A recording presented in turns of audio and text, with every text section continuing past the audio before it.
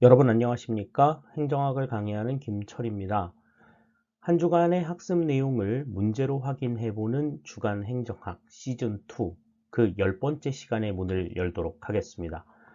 이제 벌써 10번째, 시즌2도 10번째가 됐어요. 시즌2만도 벌써 이제 2달 반 정도 지금 이제 진행이 됐는데, 이제 지방행정론에 대한 내용들 마무리를 정리하면서 이제 또 한 바퀴 또 돌아가는 그러한 계기 만들어 보도록 하시죠.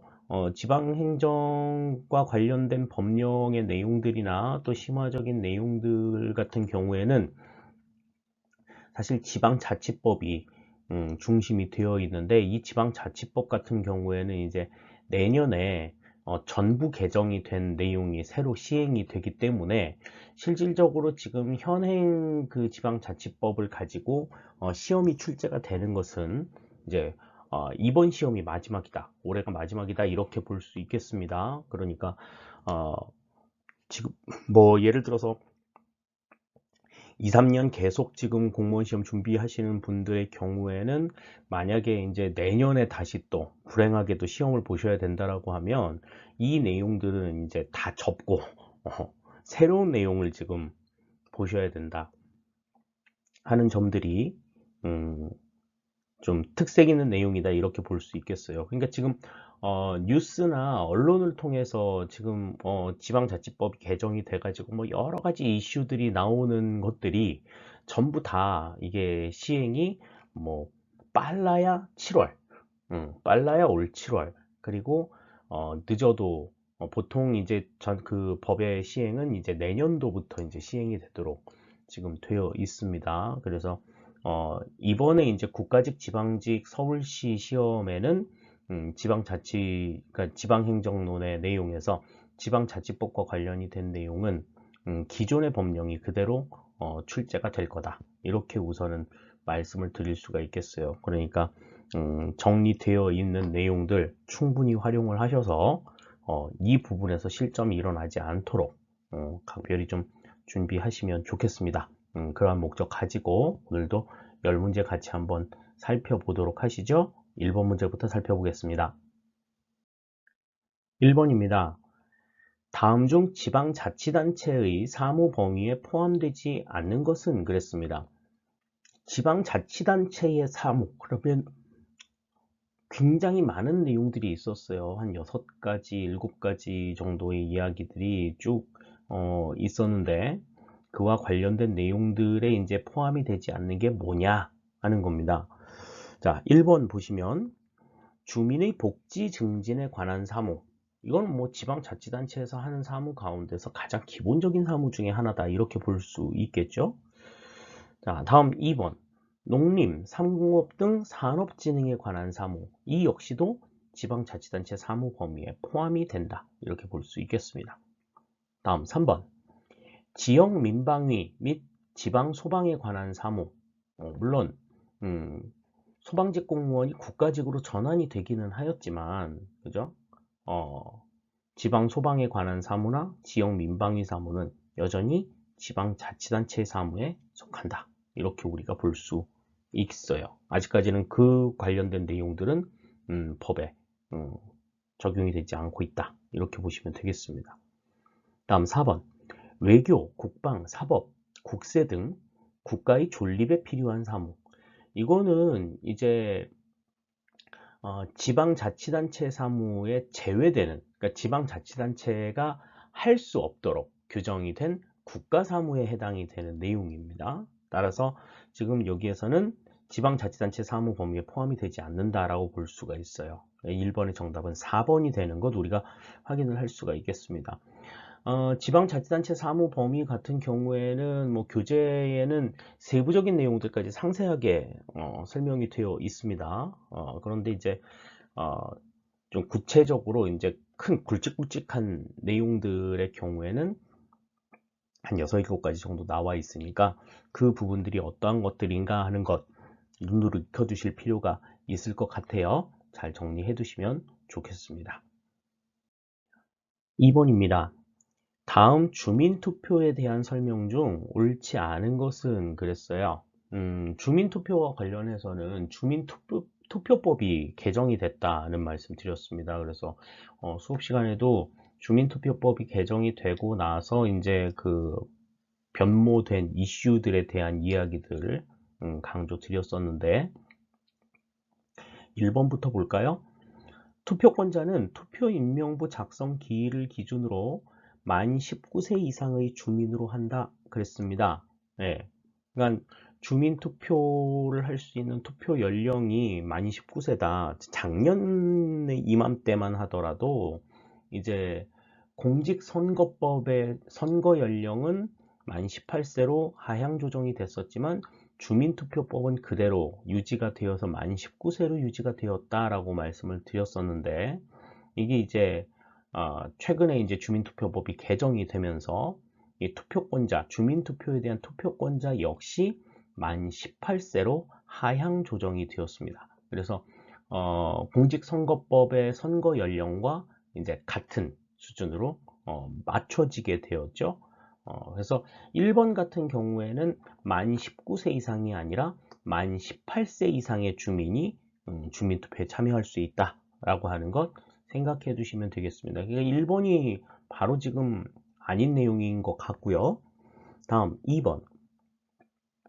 주민투표로 확정된 내용의 변경 또는 새로운 결정을 위해서는 투표 결과 확정 후 2년이 경과해야 한다. 그렇죠. 그러니까 이 2년이 경과하지 않으면 이제 그 주민투표로 확정이 된 내용을 변경도 할 수 없는 거야. 뭐 새로운 얘기를 못하는 건 뭐 말할 것도 없고 기존에 유지되고 있는 상황을 변경도 할 수가 없다. 요걸 이제 여러분들 기억해 두실 필요가 있습니다. 2번은 맞는 얘기고요. 다음 3번. 투표 대상은 주민에게 과도한 부담을 주거나 중대한 영향을 미치는 지방자치단체의 주요 결정사항이면 무엇이든 가능하다 그랬는데 과거의 이 주민투표법 법률에 보면 이 투표 대상은 주민에게 과도한 부담을 주거나 중대한 영향을 미치는 지방자치단체의 주요 결정사항 중 조례로 정한 사항에 대해서 주민투표에 붙일 수 있다라고 되어 있었는데 그 뒤에 내용이 빠졌다. 이게 이제 또 하나 바뀐 내용이라고 볼 수가 있어요. 그렇기 때문에 이제는 조례에서 정하거나 정하지 않거나 그냥 주민에게 과도한 부담을 주거나 중대한 영향을 미치는 지방자치단체의 주요 결정사항이면 무엇이든지 주민투표에 붙일 수 있다. 이렇게 생각하시면 되겠습니다. 그래서 3번도 맞는 이야기가 되겠고요. 다음 4번. 주민투표는 주민투표권자 4분의 1 이상 투표와 유효투표수 과반수 득표로 확정된다 그랬습니다. 원래 이 주민투표의 이 정족수는 주민투표권자 3분의 1 이상 투표를 해야 된다. 3분의 1 이상 투표를 해야 된다라고 규정이 되어 있는데 이 내용 역시도 주민투표법에서 이제 4분의 1로 이제 하향 조정이 됐죠. 그래서 주민투표권자 4분의 1 이상 투표와 유효투표수 과반수 투표로 확정이 된다. 이렇게 보는 것이 맞는 내용이 되겠습니다. 그러니까 2번, 3번, 4번은 다 맞는 내용이라고 볼 수가 있죠. 그래서 옳지 않은 것은 정답이 1번이 된다. 이렇게 우리가 생각할 수 있겠습니다. 주민투표법이 개정이 되어서 이제 어느 부분이 어떻게 개정이 되었는가 하는 부분이 이제 정리가 좀 필요해요. 그래서 지금 이 문제에서 보시면 이제 1번의 내용과 3번의 내용 그리고 4번의 내용 요 세 가지의 내용이 이제 주민투표법에서 개정이 되어서 이제 조금 도드라지는 핵심적인 변경 내용이라고 볼 수가 있겠습니다. 그러니까 최근에 이제 이렇게 바뀐 법령의 내용들은 시험에 출제가 될 가능성이 그 어떠한 부분들보다도 높다라고 하는 걸 우리가 좀 잘 알아두시고 지금 이 주민투표법과 관련해 가지고 바뀐 부분이 어떠한 부분이냐라고 하는 것 분명하게 정리해 두시기를 바라겠습니다. 다음 3번입니다. 조례 제정 개폐 청구권에 대한 설명으로 옳지 않은 것은 그랬습니다. 옳지 않은 것. 자, 우선 1번부터 보죠. 현행 조례제정 개표 청구권은 주민 발안 중 간접 발안에 해당한다. 그랬습니다. 이거는 뭐 기본 시간에도 설명을 드렸고 또 심화 시간에도 설명을 드리면서 직접 발안과 간접 발안의 차이점에 대해서도 설명을 드린 바가 있습니다. 그래서 통상적으로 주민 발안 그러면은 우리가 이제 직접 발안을 이야기하는데 학문적으로 이제 구분을 할 때 이제 직접 발안과 간접 발안 두 가지를 이제 나누어서 이야기하기 때문에 이러한 조례제정 개폐 청구권 같은 경우에는 주민이 직접 조례안을 내거나 개정안을 내지 않고 이제 개정을 할 수 있게끔 요청하는 수준으로 그치기 때문에 이거는 직접 발안이 아닌 간접 발안에 해당한다. 그렇기 때문에 이 조례지정 개폐 청구권이 주민 발안에 해당이 된다. 이렇게 볼 수 있다고 말씀을 드렸죠. 1번은 맞는 이야기가 되겠습니다. 다음 2번. 지역 주민은 지방의회 의장에게 조례의 제정, 개정 및 폐지를 청구할 수 있다. 그랬는데 조례의 제정, 개정, 폐지를 청구할 수 있는 권한이 이제 지역 주민한테 있는데 그럼 누구한테 그러면 이것을 청구하느냐? 보통 이제 조례 제정 개폐 청구의 권한이 지방의회에 있기 때문에 지역 주민들이 지방의회 의장에게 이것을 요청할 수 있다, 청구할 수 있다. 이렇게 그냥 관념적으로 생각하기가 상당히 쉬운데 그렇지 않다고 그랬어요. 지금 현행법에서 조례의 제정, 개정 및 폐지를 청구할 수 있는 것은 지방자치단체장입니다. 그러니까 지역 주민은 지방자치단체장한테 조례의 제정, 개정 및 폐지를 청구할 수 있어요. 이제 바뀐 지방자치법에서는 이 대상이 이제 지방자치단체장이 아니라 지방의회 의장으로 변경이 된다. 뭐 이렇게 우리가 정리된 내용들을 확인할 수 있을 겁니다. 하지만 아직까지는 기존의 지방자치법이 운영이 되고 있기 때문에 이 부분에 대한 내용, 그러니까 2번의 내용은 틀린 내용이다. 이렇게 우리가 볼 수 있어요. 다음 3번입니다. 조례 제정 개폐 청구를 위해 광역자치단체보다 기초자치단체에 더 많은 주민연대 서명을 요구한다.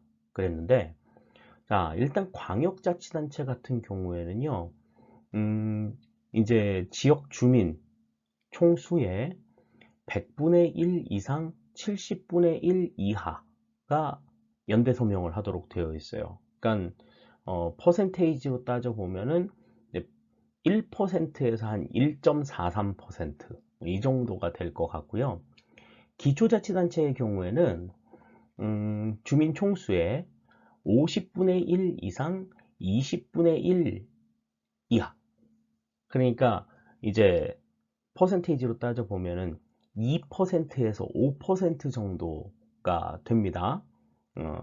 그러니까 지금 광역자치단체는 1%에서 1.4% 주민의 연대 서명을 요구하고 있고 기초자치단체는 2%에서 5% 주민의 연대 서명을 요구하고 있으니까 광역자치단체보다 기초자치단체에 더 많은 주민 연대 서명을 요구한다는 이야기는 맞는 이야기가 되는 거죠.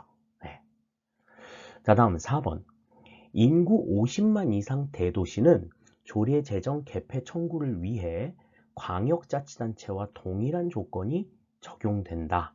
그랬는데 아까 광역자치단체와 기초자치단체의 그 조례 제정 개폐 청구 조건 말씀드렸죠. 이 부분이 이제 인구 50만 이상 대도시는 광역자치단체와 동일한 조건이 적용된다.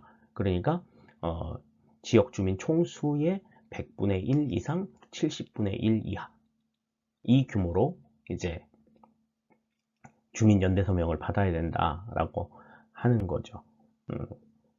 4번도 맞는 이야기가 되겠습니다. 따라서 지금 여기서는 옳지 않은 것을 골라라 그랬으면 2번이 정답이 되는 것 우리가 확인을 할 수가 있겠습니다.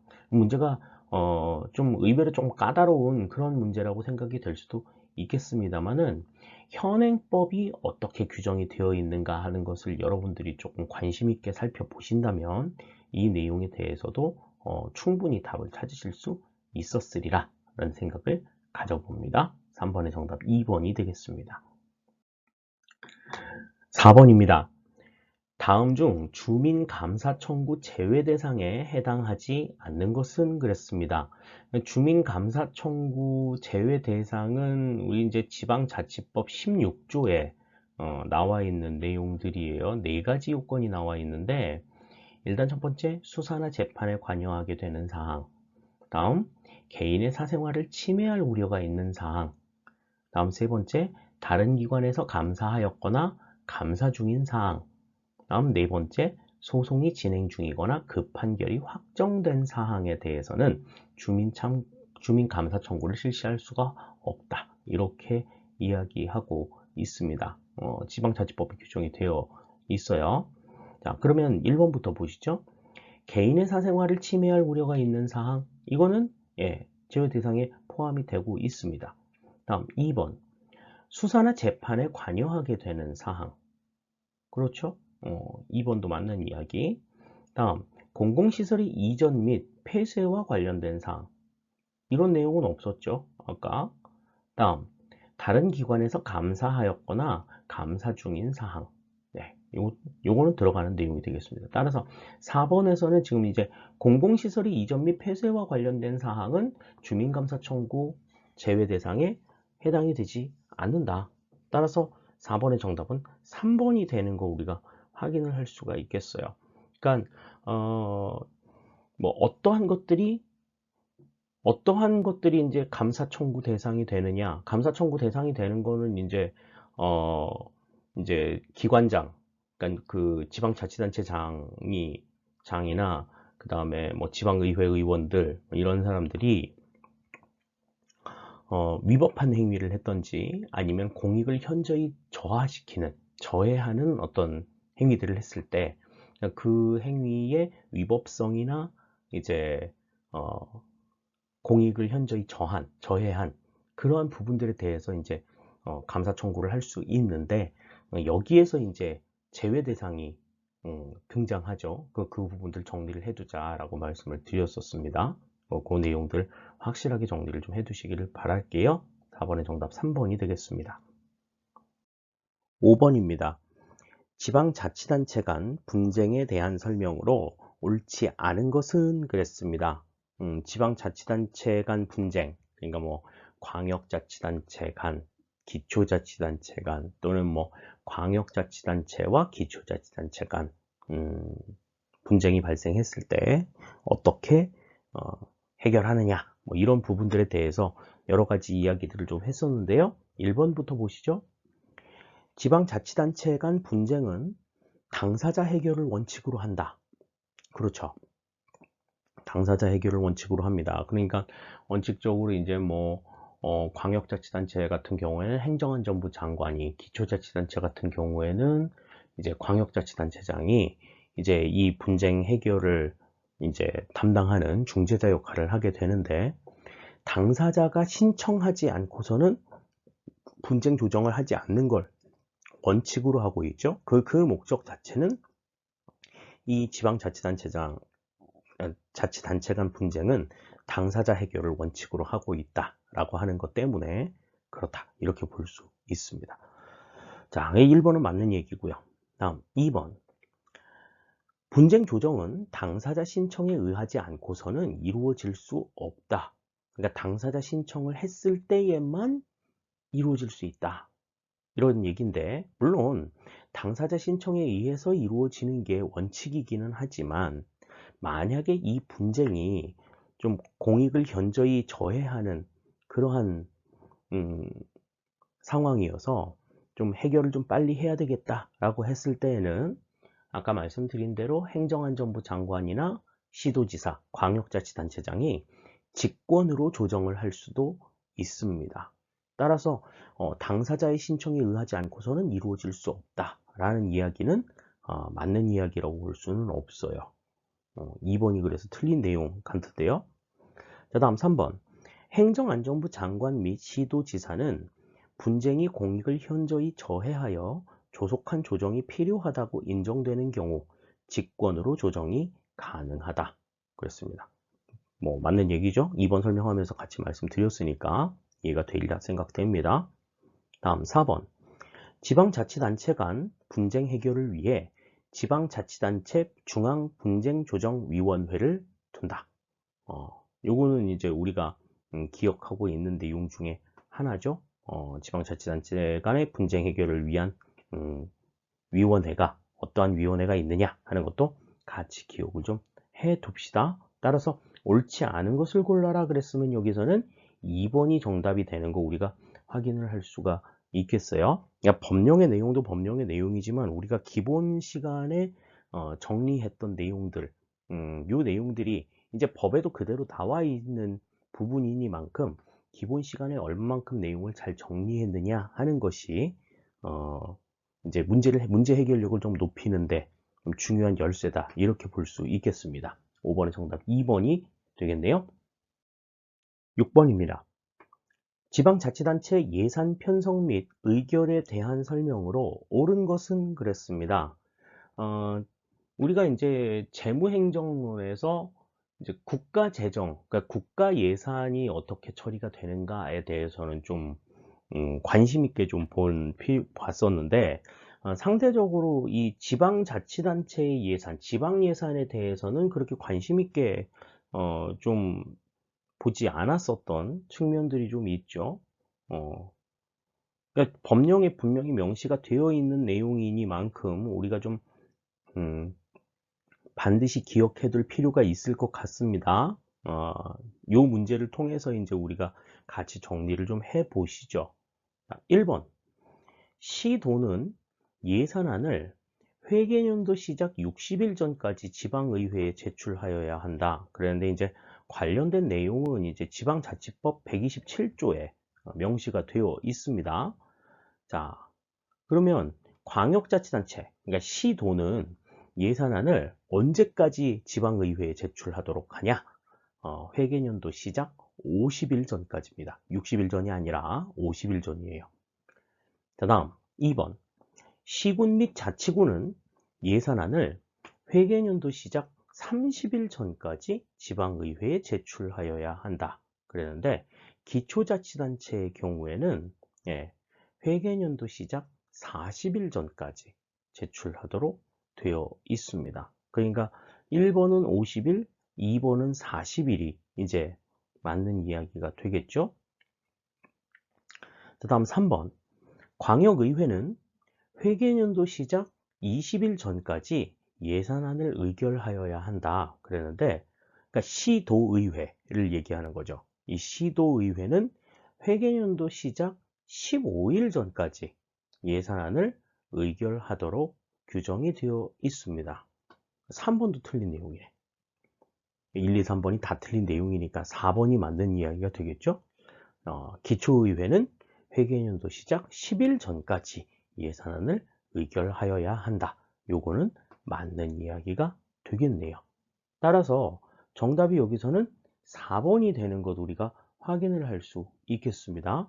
그러니까 지방 예산이 어떻게 처리가 되는가에 대해서 좀 확실하게 정리를 해 두실 필요가 있고 또 이걸 정리해 두시면서 이제 덤으로 국가 예산이 처리가 되는 절차 이거를 이제 지방 예산과 같이 좀 맞물려서 정리를 해 두시면 경제적으로 우리가 내용을 좀 이해할 수 있지 않을까 하는 생각이 드네요. 잘 정리해 두시면 좋겠습니다. 7번입니다. 다음 보기 중 지방공기업 적용 범위에 해당하는 것은 그랬습니다. 지금 보기에 지금 6가지의 사업이 나와 있는데 지방공기업에 적용이 되는 사업, 그러니까 지방공기업 적용 범위는 지방공기업법에 명시가 되어 있죠. 지방공기업법에 9가지가 나와 있습니다. 그래서 수도사업, 공업용 수도사업, 궤도사업, 자동차 운송사업, 지방도로사업, 하수도사업, 주택사업, 그리고 토지개발사업, 그리고 마지막으로 공공복리시설을 포함한 주택, 토지 또는 공공용 건축물의 관리 등의 수탁 요게 이제 지방공기업의 적용 사업이다. 이렇게 우리가 보고 있는데 거기에 이제 해당하는 것을 고르라는 거죠. 자, 기업부터 봅니다. 수도사업. 그런데 수도사업은 세 가지가 있었어요. 수도사업, 공업용 수도사업, 그리고 하수도사업. 그러니까 우리가 이제 통상적으로 얘기하는 상하수도 사업이 전부 다 지방공기업 적용사업이라고 볼 수가 있습니다. 근데 지금 기억에 보시면 하수도 사업은 제외가 되어 있다고 얘기를 하고 있죠. 그러니까 하수도 사업은 제외라고 이야기를 하고 있기 때문에 지금 기억은 해당 사항이 없는 거야. 그러니까 수도 사업 그러면은 그냥 일반적인 상수도 사업, 공업용 상수도, 그다음 하수도 전부 다 포함이 된다. 이렇게 우리가 생각을 하시면 되겠습니다. 일단 기억은 탈락. 다음 니은 자동차 운송 사업 있었죠? 그러니까 뭐 버스라 대중교통 사업 같은 것들이 이제 여기에 해당이 된다고 볼 수가 있고요. 다음 디귿 태양광 에너지 사업. 요즘에 이제 굉장히 좀 핫한 사업 중에 하나라고 이야기하잖아요. 친환경 사업이라고. 그래서 이제 뭐 정부 차원에서도 원자력 발전소 없애면서 이제 이러한 태양광 에너지 사업을 좀 발전시키자. 뭐 그러한 이야기들 많이 한다고는 하는데 이 지방 공기업의 적용 사업에는 해당이 되지 않습니다. 그러니까 디귿은 탈락이 되겠죠. 그러니까 기억하고 디귿이 없어야 돼. 그러니까 1, 2, 3번이 싹 다 지워지고 이제 4번만 남는 걸 알 수가 있습니다. 자, 한국 지방 도로 사업. 지방 도로 사업은 지방 공기업 적용 사업에 들어가는 내용이었고 항공교통 사업은 없어요. 항공교통 사업은 이 지방 공기업 적용 범위에 들어가지 않았습니다. 다음에 마지막 주택 토지 또는 공공용 건축물의 관리 등의 수탁. 요거는 예, 이제 그 지방공기업법이 개정이 되면서 최근에 추가가 된 내용이다 라고도 설명을 드렸었죠. 그렇기 때문에 지방공기업 적용 범위에 해당하는 것은 지금 여기 이 보기 내에서는 니은과 리을과 비읍 이렇게 세 가지가 된다. 따라서 7번의 정답은 4번이 되는 거 우리가 확인을 할 수가 있겠습니다. 그 지방공기업 적용 범위 9가지가 있는데 그 9가지가 어떤 것이 있는가 하는 것들은 분명하게 다시 한번 좀 확인을 해 두실 필요가 있을 것 같아요. 잘 확인해 두시면 좋겠습니다. 8번입니다. 지방세 세목 중 도세에 해당하는 것은 그랬습니다. 지방세 세목은 우리가 11가지 지방세 세목을 전부 다 기억을 하고 또 징수 주체에 따라 가지고 그것을 좀 구분할 필요가 있다. 그래서 우리가 익힐 때 특별시 광역시세하고 자치구세를 하나로 묶어서 다음에 도세와 시군세를 하나로 묶어서 기억해 두자 그랬었는데 지금 이제 도세 같은 경우는 이제 시군세로 세트가 되어 있으니까 우리가 이제 익힐 때 특별시 광역시세하고 자치구세 같은 경우는 자치구세 2개만 빼고 나머지는 전부 다 특별시 광역시세다 그랬고 도세와 시군세는 시군세 5개 빼고 나머지 6개는 전부 다 도세다 그렇게 이제 설명을 드렸었잖아요. 자, 그러면 시군세 한번 생각을 해봅시다. 시군세는 우리가 어떻게 기억하라고 얘기했었어요? 지금 우리가 보면 주민세, 그 다음에 소득세, 지방소득세, 그 다음에 재산세, 그 다음에 자동차세, 그리고 담배소비세 이렇게 이제 5개라고 이야기했었는데 시군세가 그게 아닌 게 이제 전부 다 도세가 되는 거죠. 그래서 그때 왜 우리 그렇게 외우라 그랬잖아. 주민이 소득으로 재산을 형성하면 담배 피고 자동차 사더라. 뭐 이렇게 기억하라고 말씀을 드렸습니다. 그럼 거기에 지금 들어가지 않는 게 뭐가 있어요? 여기는 취득세 하나밖에 없는 겁니다. 그러니까 취득세는 도세가 되고 자동차세, 주민세, 재산세는 전부 다 시군세에 해당이 되는 거다. 따라서 8번의 정답이 3번이 된다. 이렇게 볼 수 있겠습니다. 그러니까 우리 그 교재에 징수 주체에 따라서 이제 구분이 되어 있는 그 표 하나를 책 보지 않고 그냥 우리가 그냥 알아서 쓸 수 있을 정도가 되면 이 정도 문제는 껌인 거지. 이 정도 문제는 껌인 거야. 그러니까 막 각각의 항목들을 다 들이달달 외우려고 덤비지 말고 요령을 좀 부려서 요령을 좀 요령껏 암기를 해도 요령껏 암기를 하시라는 거죠. 그래서 지방세 전체 11개의 세목이 특별시 광역시세와 자치구세 한 세트, 도세와 시군세 한 세트, 이렇게 해서 11개씩이 분배가 되어 있기 때문에 그 중에서 작은 것들만 일단은 외워놓고 나머지는 반대편이야, 이렇게 그냥 정리해 놓으면 된다고 말씀을 드렸잖아요. 그렇게 해 놓으면 이런 문제들은 정말 어렵지 않게 답이 나올 수 있다, 이렇게 볼 수 있겠습니다. 잘 정리해 두세요. 뭐 검사하거나 확인하지 않는다 하더라도 이 부분에 대해서 확실하게 정리가 되지 않으면 지방 재정에 대해서 문제가 나왔을 때 굉장히 고전할 수 있습니다. 분명히 잘 여러분들이 정리해 두시기를 바랄게요. 8번의 정답 3번이 되겠습니다. 9번입니다. 지방 교부세에 대한 설명 중 옳은 것은 그랬습니다. 대개 이제 문제에서 옳은 것은 이런 문제가 나오면 하나 빼고 나머지는 다 틀린 거잖아요. 그러니까 왜 틀렸는지, 어떻게 틀렸는지 요거를 좀 생각할 필요가 있습니다. 자, 1번부터 이제 4번까지의 내용 가운데서 답 아닌 거는 다 틀린 거니까 그 틀린 내용이 왜 틀렸는지를 알아두는 것 무엇보다도 좀 중요하겠죠? 1번부터 봅니다.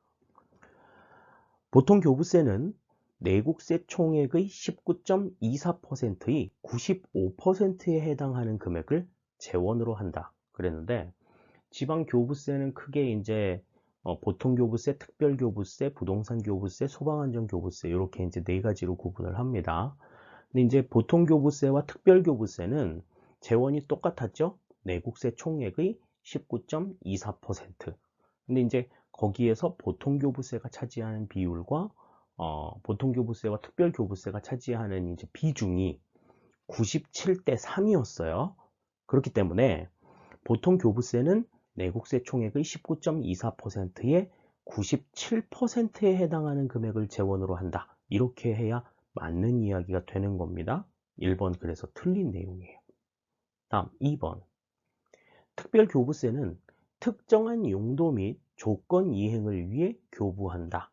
특별교부세의 목적이라고 볼 수가 있겠습니다. 그러니까 우리가 이제 일반회계, 특별회계 구분하듯이 지금 보통교부세와 특별교부세 같은 경우에도 보통교부세는 일반회계 성격이라고 생각하시면 되겠고, 특별교부세는 특별회계 성격이라고 생각을 하시면 되겠죠.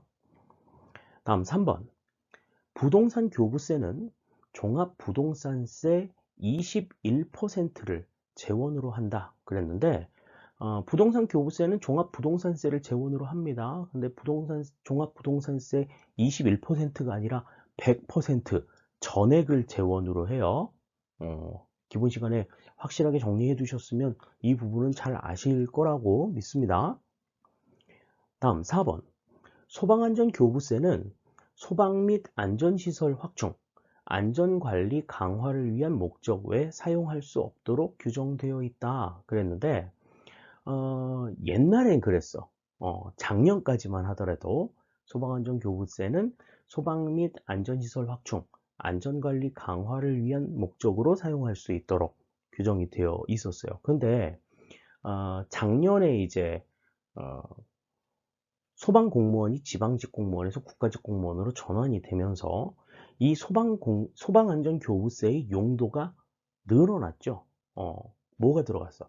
소방인력 운용이라고 하는 목적이 하나가 더 추가가 됩니다. 그러면서 이제 재원 규모도, 교부세의 규모도 늘어나게 됐죠. 소방안전교부세의 재원은 뭐였어요? 담배에 부과되는 개별 소비세의 45%다.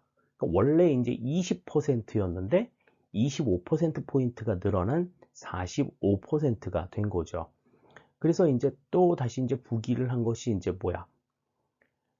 20%, 그러니까 담배에 부과되는 개별 소비세의 20%를 초과하는 금액은 소방 인력 운용을 위하여 우선 사용이 되도록 법에 딱 그냥 못을 박아놨어.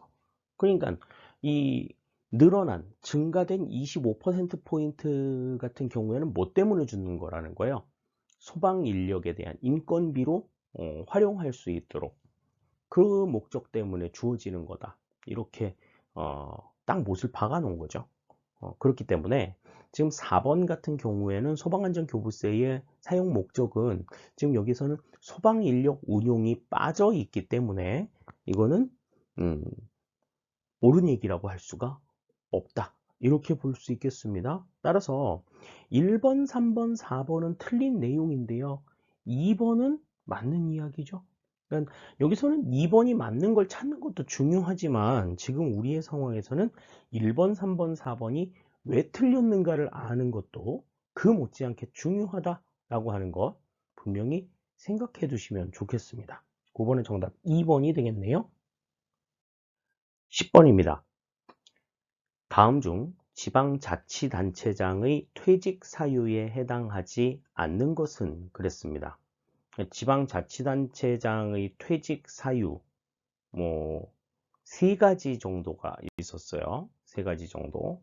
그래서 겸임할 수 없는 직에 취임할 때, 또 다른 지역으로 이사를 가서 거주지를 옮겨가지고 피선거권이 상실됐을 때, 또 지방자치단체의 폐치 분합, 지방자치단체가 뭐 없어지거나 새로 생기거나 아니면 나누어지거나 합쳐지거나 이러면서 그 원래 가지고 있던 지방자치단체장의 직이 없어졌을 때, 그때 이제 퇴직 사유에 해당이 된다. 그렇게 규정이 되어 있는데, 자, 1번부터 보죠. 공소 제기된 후 구금 상태에 있는 경우, 이건 지방자치단체장의 퇴직 사유에는 해당이 되지 않고요. 이러한 경우에는 지방자치단체의 장이 권한 대행이 가능하다. 그래서 이제 부단체장이 이제 권한을 대행할 수 있도록 하는 그 요건에 해당이 되는 내용이지 퇴직 사유에 해당이 되는 내용은 아니에요. 1번이 바로 틀린 내용이라고 볼 수 있겠습니다.